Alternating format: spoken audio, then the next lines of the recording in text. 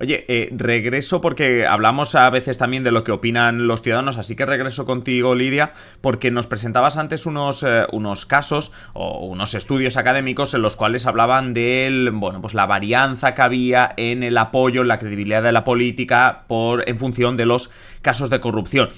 Quizá dejando el rollo profe y poniéndote ahora el rollo investigadora, como muchas veces te pedimos cuando analizamos las encuestas, ¿qué nos puedes decir sobre esa relación ciudadanos-percepción de la corrupción? Bueno, pues como siempre he recurrido al CIS para ver qué datos nos da sobre corrupción y también, como casi siempre, he cogido la pregunta sobre cuál consideran los encuestados que es el principal problema de España, que siempre nos sirve. La corrupción siempre aparece, aunque depende del contexto, suele estar entre los primeros o los últimos puestos. A día de hoy, siendo el barómetro más reciente, el de septiembre de este año, vemos que no es algo que esté entre lo que se consideren las principales preocupaciones. Está en el puesto número 15 y está pues bastante por debajo de temas como la inmigración, los problemas políticos, la crisis económica o la vivienda. Pero si nos vamos unos años atrás, la cosa cambia. Concretamente me he ido una década atrás, a septiembre de 2014, en plena crisis económica y momento en el que salieron a la luz numerosos casos de corrupción. Entonces era el segundo problema más mencionado solo por detrás del paro. Además, esta preocupación era bastante transversal en cuanto al voto, estaban todos igual de preocupados por la corrupción, aunque quizás algo más los votantes de UPyD y Convergencia y Unión y que los del PP o Izquierda Unida.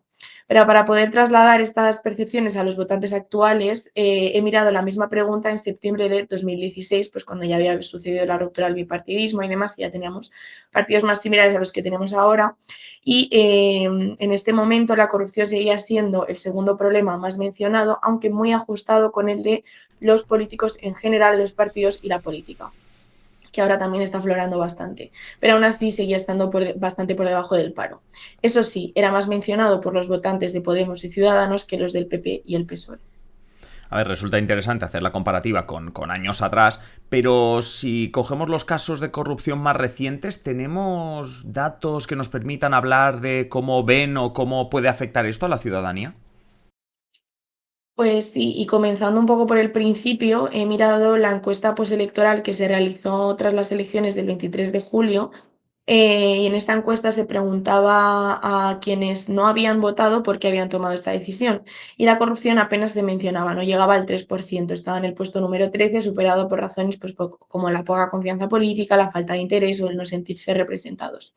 Pero si vamos a lo concreto, el caso Coldo, que se destapó a principios de año, sí podría haber tenido un efecto en la percepción ciudadana, ya que entre enero y marzo de 2024, coincidiendo con mayor apogeo mediático de este tema, aumentó en casi 10 puntos la corrupción como principal problema de España, que se mantenía constante casi desde hacía años. Aunque la verdad es que ha vuelto a bajar ahora, ha vuelto un poco a la normalidad.